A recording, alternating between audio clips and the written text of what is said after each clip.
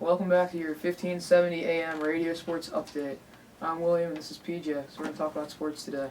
So what's your opinion on the Aaron Hernandez incident? Well, Aaron's not looking good for him. He had maids in his house cleaning up for him, which is definitely looking suspicious. He's been out jogging at inopportune times and awkward hours. And police said he was found early that morning with the victim. And the murder only committed place a mile away from his house. So things aren't looking good for Aaron Hernandez right now. Mm-hmm. Yeah, and there's reports of an arrest warrant going out for the obstruction of justice because he destroyed his cell phone and a security system. What do you take on that? Yeah, I mean, again, very suspicious. He's going to need a lawyer out big time to avoid some legal trouble because the way things are looking right now, it's not looking good for him. And also his teammate, Rob Gronkowski, he had his fifth elbow surgery. So the two New England tight ends right now, Tom Brady's two favorite targets, it's not looking too promising. Yeah, it's rough for New England. If they let him go, they lose money in the cash. They're just going to have to wait it out along with the NFL. Yeah, Brady's one of the best all time, and, every time it seems, every season we go in doubting him, not knowing all the new pieces that he has, but he figures out a way at the end of the day to win the division, so we'll see how that goes. Yes.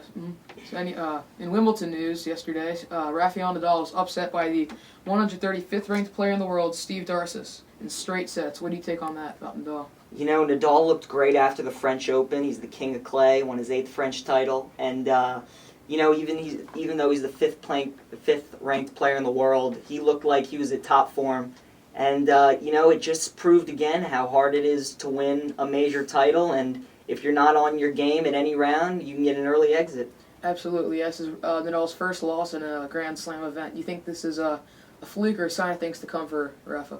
I think it's just a bump in the road, a fluke. Serena lost in the first round last year, and now she's dominating the women's side. Federer's lost in the first couple rounds in the past couple tournaments.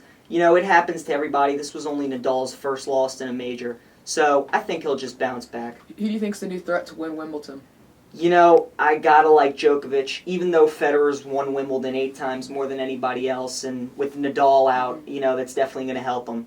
But I just like Djokovic. As much as I like Djokovic, I'm going to have to disagree with you. I think Andy Murray on the home court in England, I think he has a good chance of pulling up the upset. He almost beat Federer last year, so I think he has a pretty good chance of winning. And in the Olympics, Murray definitely beat Federer at Wimbledon. So yeah. Thoughts on the Stanley Cup last night? It's a tough loss for the Bruins. They had injuries coming in with Bergeron and Boychuk. He played, I'm pretty sure, but Taves last night, everyone thought he might not play because of his injury.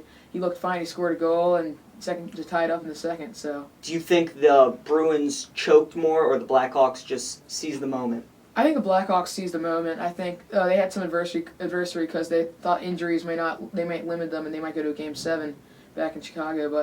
But no, it didn't really happen. But so Blackhawks came over that adversity and they just beat the Bruins. I thought good game and Blackhawks deserve the win. So what was your favorite Game 6? Did you like this one or the NBA Finals of the Spurs and Heat?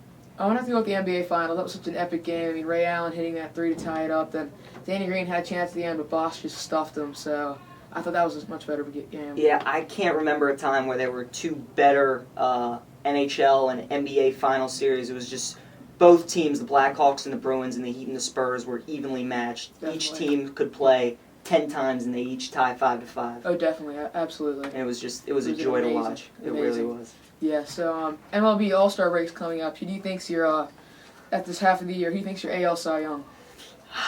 My AL Cy Young, I got to go with Max Scherzer right now. Guy's 10-0. He's only the 5th pitcher ever to do that. And, the Tigers are obviously one of the favorites to come out of the AL with Cabrera and Fielder and their hot offense. But, Scherzer has done his part. He's the best pitcher in the bullpen right now, and they got Verlander on the team, so speaks volume to what he's doing so far this season. We're running out of time, so we're going to have to wrap it up. Thank you for joining us today on our 1570 AM Radio Sports Update. I'm Will, and this is PJ, signing off. See you soon.